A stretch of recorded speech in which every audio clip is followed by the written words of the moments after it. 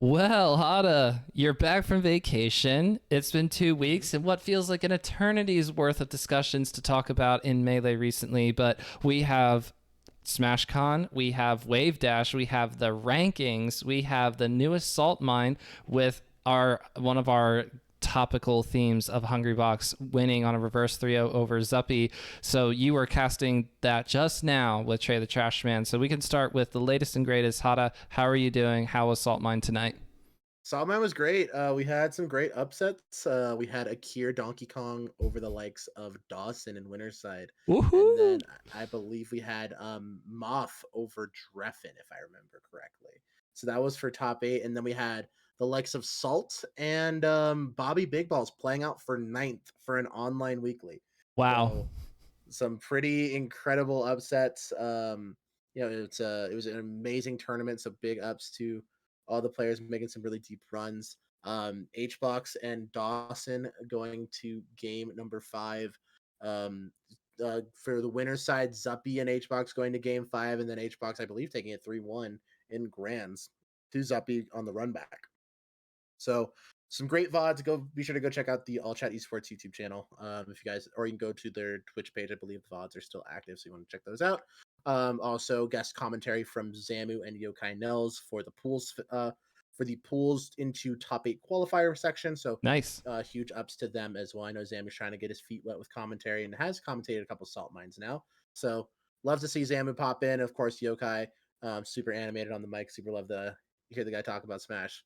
And speaking of talking about Smash, we got a lot to cover, don't we? Yeah, we have so much, but this is also you and I catching up a little bit. You went on vacation. You went out to your parents' nice 16-hour drive there and 16-hour drive back. So just tell me Casual. in so many words, how was your vacation? A whole week off.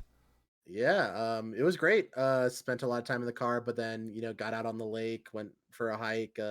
Spent a lot of time with the dog. The dog's in the corner here. Say hi. Oh my god, I did not mean for him to do that. That was What a really rude. pose. I know he's just posted. Yeah. So if you guys don't remember Luca is a border collie mix with just about every other herding dog there is. So there's some Sheltie in there. There's some Australian Shepherd, we're sure, but so he runs fast, he jumps high, and he's just an absolute lovable boy. And he absolutely loves the water, loves spending time out there, and it was a very eventful journey. We had a lot of fun, but Melee kept going while I was gone, and a lot of exciting stuff happened. We had Wavedash, we had SmashCon, of course, all these rankings come out. So what are we tackling first here? Let's do What's the let's order of do let's do business? chronological, and we'll spend the least amount of time on Wave Dash because we all wanted to see J Mook break that Sheik not winning a big event streak that has been going on only since 2004 or 2005. Captain Jack winning in MLG San Francisco, I think, in 2005, but neither here nor there. It's been a long enough time since a solo Sheik won a tournament of Wave Dash type size, especially over Hungrybox, where yes, Puff beats Sheik, and so you theoretically go, J Mook is having a good opportunity at this because he is on winner's side and Hungrybox comes out of losers. And after a grueling 10-game set, including a controller malfunction and one chair thrown, Hungrybox comes out on top to win Wave Dash. And the chair is the biggest thing now. That's the biggest thing we'll remember, unfortunately, because that was sort of a that was a totally inappropriate thing to do. I'll say it. I did not like the fact that we're already getting to this place where Hungrybox is sort of pulling a different cultural thing that's similar, metaphorically speaking, to the Mango, where Mango, it's funny where he does something that everybody goes, oh, that's the Mango. But now Hungrybox has gotten far enough along in his pop-up arc that half the people are saying, well, chairs will be thrown. It's Hungrybox. What are you going to do? Well, no, it's property damage. It's people saying, don't come back to our venue, possibly. It's that kind of thing. So let's not throw chairs. That's all I'm saying. If you have any Yeah. comments, we can do that, and then we'll move on to the rankings. Yeah, I just think it's not a good look. It really isn't. It's yeah, I get, like, you're played set one, your controller starts jacking up and goes to game five anyway. And apparently, according to HBox himself, he said he offered game five to Jmook if he wasn't allowed to switch controllers. And of course, J-Mook being nice guy. J-Mook was like, dude, switch controllers. It is what You it just is. trapped J-Mook right there. Like Yeah.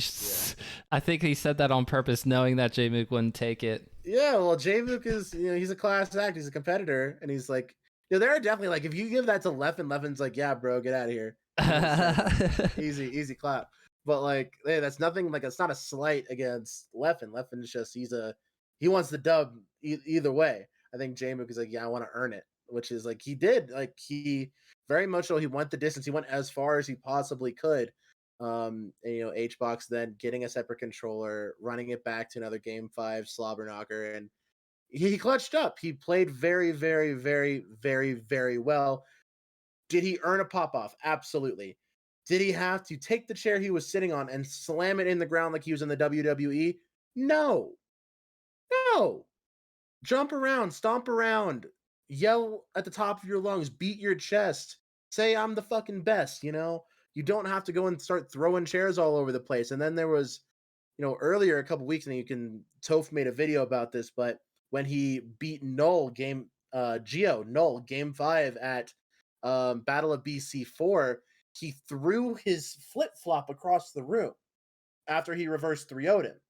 And it actually guy playing a tournament set across the room.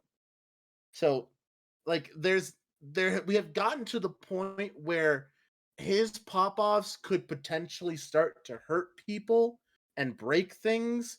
Like he used to smash CRTs and he broke his own foot, but do your thing, man. If it's gonna hurt you and only you, live your life. But like the second your need to get a Twitch clip and to farm gifted subs when you get back home starts endangering other people's safety and well-being, it's like, I'm not about it. That's got to be a fine. That's got to be a fine from Team Liquid. That's got to be a fine from the TOs.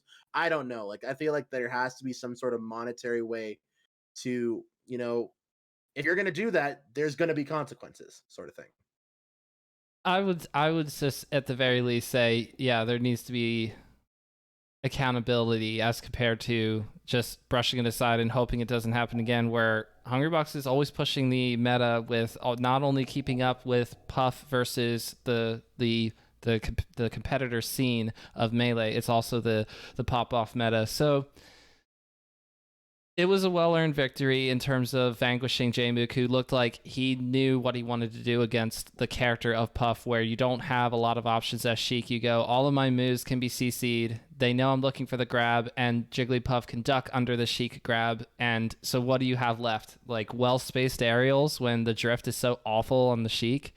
It's just, what are you going to do? But J-Mook won as many games as you could win without actually winning either set. So, yes, Hungrybox was pushed, but I much preferred it.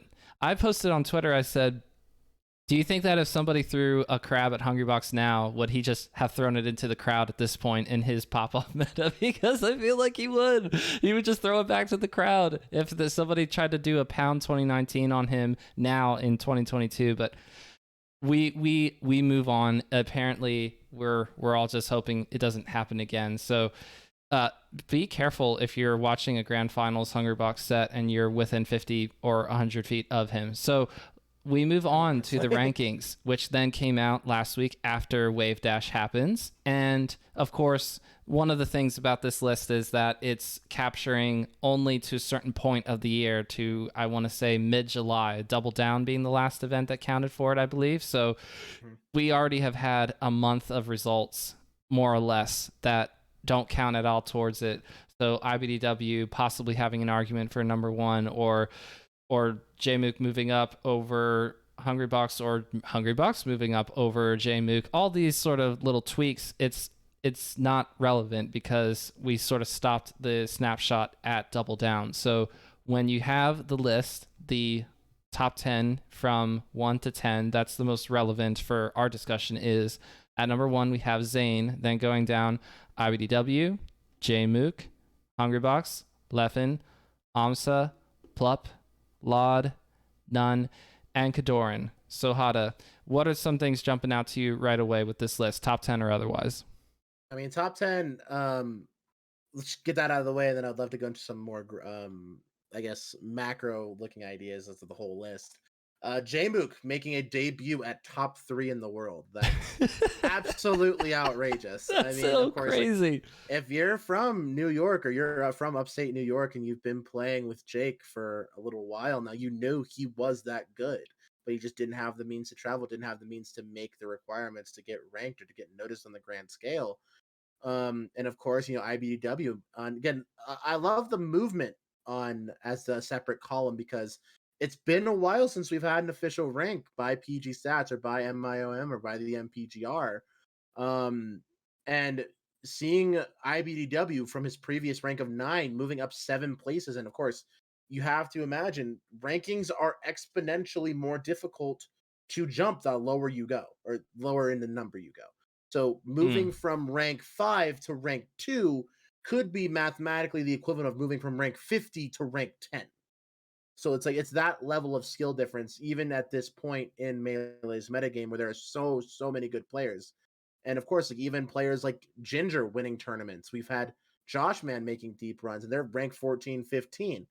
Um, Bobby Big Balls winning DreamHack Dallas over Magi. Like we have tournament, like big regional or national winning players that aren't in the top 10, and that was unheard of until very, very recently.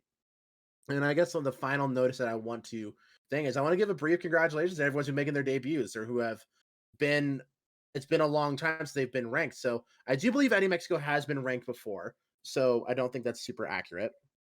But B-Bats at rank 47 making a debut. Logan, who we've known to be a top level competitor, but really hasn't had the chance to be ranked officially, making his debut at 46.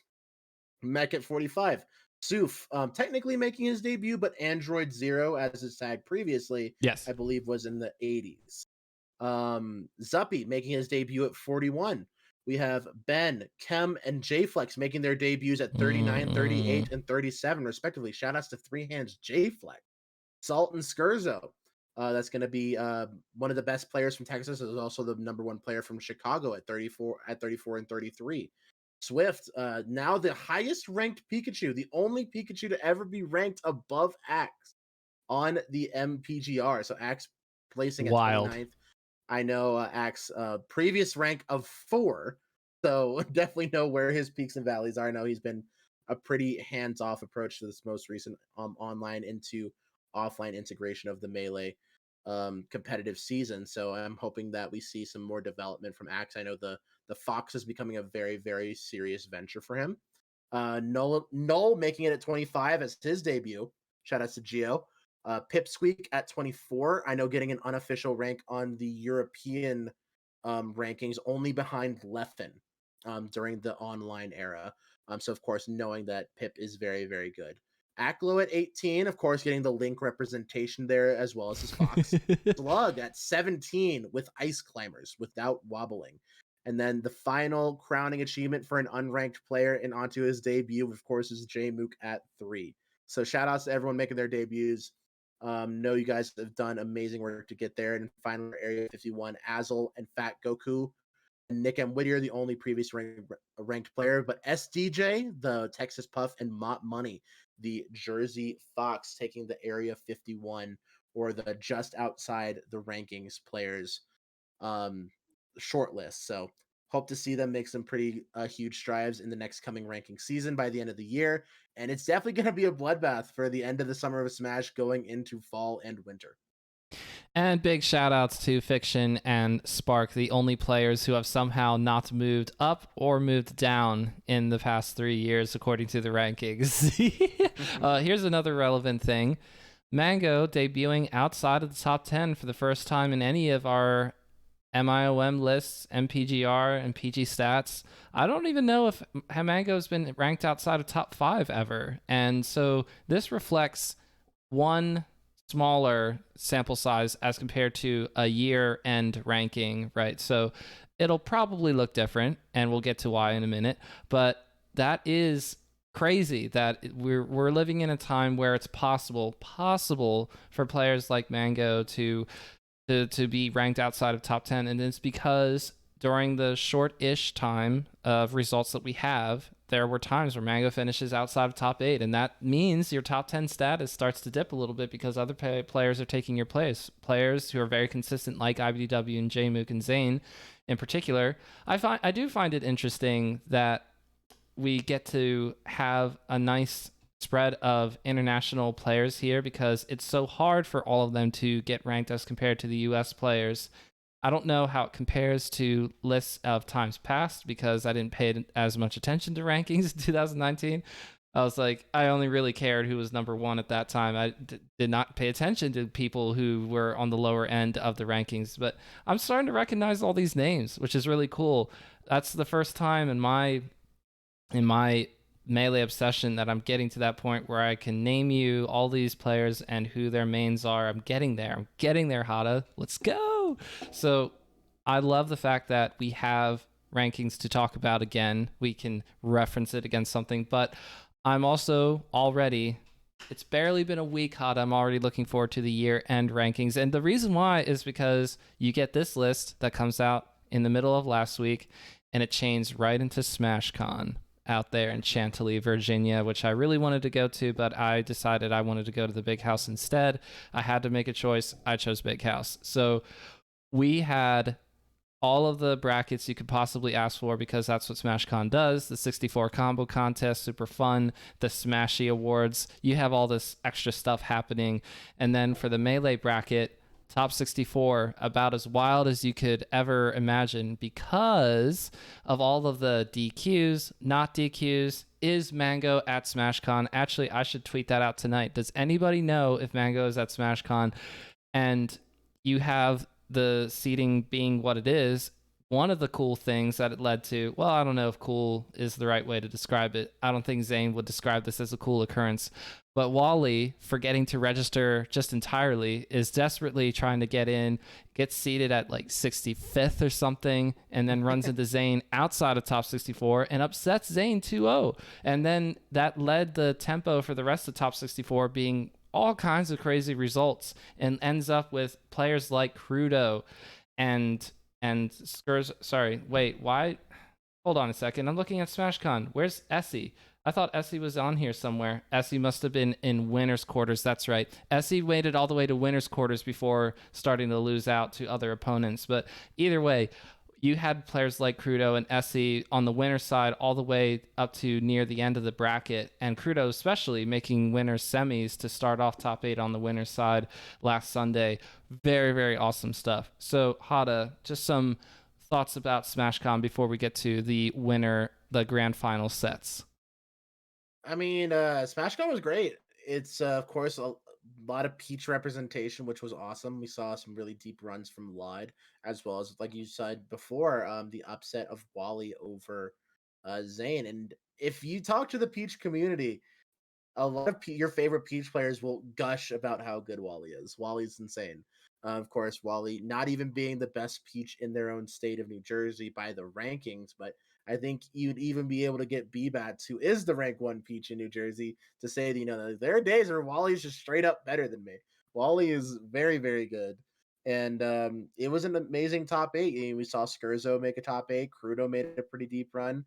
Zane crawled their way back up to a top 3 performance. And finally, you get to what seems like, if you've been a long time Melee fan, like a foregone conclusion. Of course, the gods are going to be in grand finals. You have Mango from winner's side taking a pretty exciting set win over Lod in winners finals, and then HBox crawling his way through loser's side of top 8 to find him in grands. And an absolute barn burner of a game 5 in which Mango takes his 3rd SmashCon of his career and still has yet to get a confetti explosion in his honor. 0 for 3 on the confetti. Mm-hmm. Unfortunate. So we had Hungrybox meet up with Mango on the winner's side of semis, and that goes game 5, and we all say, well, that's kind of a foregone conclusion that Mango's going to win this tournament, because I said to myself, if Lod is willing to admit going into the tournament, yeah, I'm not super well practiced on Melee at the moment, and Lod is good enough, of course, to go super far in bracket, but when going up against Mango, who's been attending a lot of tournaments and maybe not playing well in all of them this year so far, okay, but has been showing a lot of improvement. I don't think this is going to be close, but Lod made it close, brought it to game 5, and that was really awesome to see Mango be challenged in that way. But then, of course, there's this one game. It's game 5, Yoshi's story. Mango goes down 2 stocks to 4. Lod still has 4 stocks, but then Mango just doesn't lose another stock, just takes all 4 of Lod's on Yoshi's story. Everybody's freaking out, and you have those little moments where you go, Mango's just on one today. And thank goodness for Dawson being there, because when Hungrybox showed back up in the grand final set, they went game 5 again, but it was Mango with all of the up airs that you could possibly imagine. You know how much I love doing up airs, Hada, because you played Melee with me. I mean, Mango did more up airs than I do, I feel like. So that was really cool to see. The both sets going game 5, sort of a small unofficial game 10 set, if you will, between winter semis and grand finals. And the one of my all-time favorite pop-offs now, because where we were talking about chair throwing before, who doesn't love looking out in the crowd, making eye contact with the homie, you point, you get the hug in. I thought that was so cool. The winner's speech afterwards being about as Mango as you could possibly be.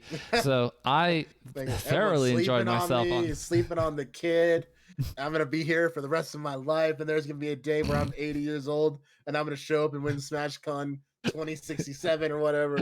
I'll be 85. It's Mango, death, and taxes. Oh, God, it was a good day to be a Melee fan, and it's a good day to be a Mango fan.